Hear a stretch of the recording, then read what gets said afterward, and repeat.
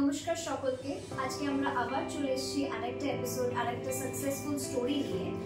এখন আমরা কথা বলবো সায়ন সর্দারের বাড়ির লোকের সাথে। সায়ন সর্দারের বাবা এবং মা দুজনে এসেছেন আজকে নেতাজি সুভাষচন্দ্র বোস ক্যান্সার হসপিটালে।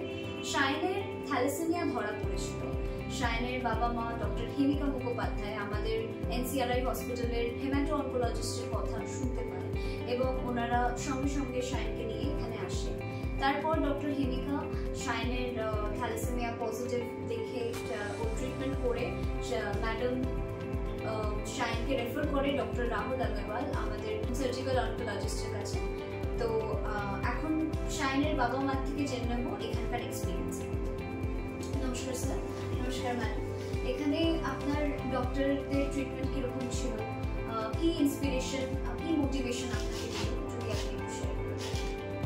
আমি প্রথমে যখন বাচ্চারা থ্যালাসেমিয়া ধরা পড়েছি আমি সরকারি হসপিটালে গিয়েছি। সেখানে গিয়ে কিছুদিন ট্রিটমেন্ট করার পরে কোনো পরিষেবা পাইনি। আমি চেষ্টা করছি আমার মতো। আর দ্বিতীয়ত গিয়ে যেতে যেতে মানুষের কাছে শুনেছি এরকম একটা হসপিটালে একটা ম্যাডাম আছে, হেমিকা ম্যাডাম, উনি থ্যালাসেমিয়া বিষয়ে দেখে, ভালো ট্রিটমেন্ট করে।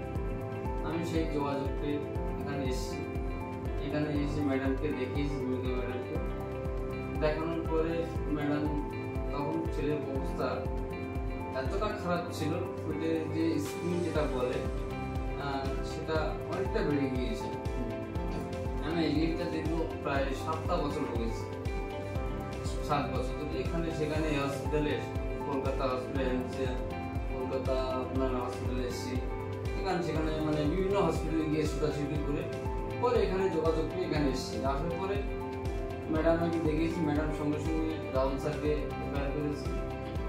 রাহুল স্যার দেখার পরে রাহুল স্যার কিছু রিপোর্টপত্র করতে বলছিল, করে আস্তে আস্তে প্রসেসিং ভাবে এগিয়ে গিয়েছি। তারপর স্যার বললো অপারেশন করতে, হ্যাঁ পরে সেভাবে অপারেশন করলাম, আস্তে আস্তে করলাম। এখন মোটামুটি আগের তুলনায় অনেক সুস্থ, বলতে গেলে এখন স্বাভাবিক মানুষের মতন আছে। তো আগে বাচ্চাকে স্কুলে পাঠানো, হ্যাঁ দৌড়াদৌড়ি আগে কিছুই করতো না, দৌড়াদৌড়ি তো টোটালি করতো না, যা একটু হেঁটে যেত, পারতো না হাঁটতে, কষ্ট হতো। কারণ পেটটা এত বেড়ে গেছিল, পেটের যে স্কিনটা মানে লিভারটা প্লেটটা যে এত বড় বেড়ে গেছিল, যদি ওজন করা হতো মিনিমাম 2 থেকে 2.5 কেজির উপরে এতটা ওয়েট ছিল। এখন অনেকটা স্কুলে যাচ্ছে স্বাভাবিক মানুষের মতো, খেলাধুলা করছে, ছোটাছুটি করছে, দৌড়দৌড়ি করছে, আগের থেকে খাওয়া দাওয়া বেড়েছে, এখন অনেকটা সুস্থ। আচ্ছা, আপনাদের ফাইন্যান্সিয়ালি কি অবস্থা ছিল এবং এখান থেকে আপনি কি হেল্প পান? হ্যাঁ, ফাইন্যান্সিয়ালি আমি খুবই দরিদ্র মানুষ। আমি সেলাই কাজ করে খাই, বলতে গেলে দিন মজুরি করে খাই। আমার অর্থনৈতিক অবস্থা এতটাই দুর্বল হয়ে গেছিল, আমি ট্রিটমেন্ট করার মানে এখানে যে ট্রিটমেন্ট করার খরচ আমি পাঠানো, এখান থেকে একটা দুটো ফান্ড দেওয়া হয়েছে। হ্যাঁ, এই ফান্ডে যে অর্থটা পেয়েছি প্রায় 2,70,000 টাকা। সেই টাকা দিয়ে ট্রিটমেন্ট করে এখন মোটামুটি সেই টাকা ট্রিটমেন্ট চলছে, আমার গাড়িতে কোনো খরচ নেই।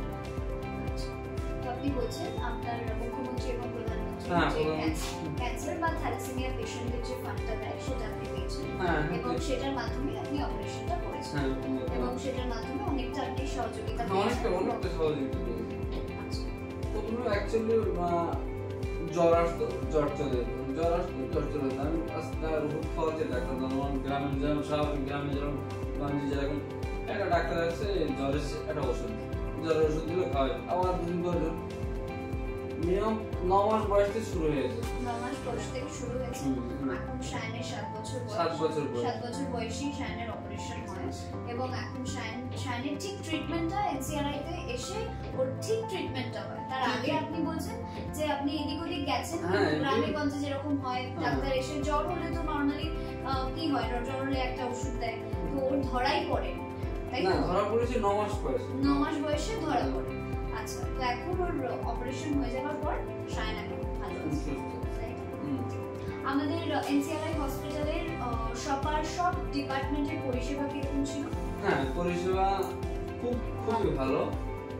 এত সুন্দর পরিষেবা আমি কোথাও পাইনি। আর এভাবে পরিষেবা করে মানুষ আস্তে আস্তে জানলে অবশ্যই মানে শুনে অবশ্যই আসবে।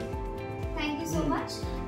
যেরকম আমাদের সায়ন সর্দার যেরকম 7 বছরের বাচ্চা স্প্লেনেক্টমি পেশেন্ট ঠিক হয়ে বাড়ি যাচ্ছে এনসিআরআই হসপিটাল থেকে ডক্টর রাহুল আগরওয়াল এবং ডক্টর হিমিকা মুখোপাধ্যায়ের হাত ধরে সায়ন এখন পুরোপুরি সুস্থ হয়ে বাড়ি যাচ্ছে।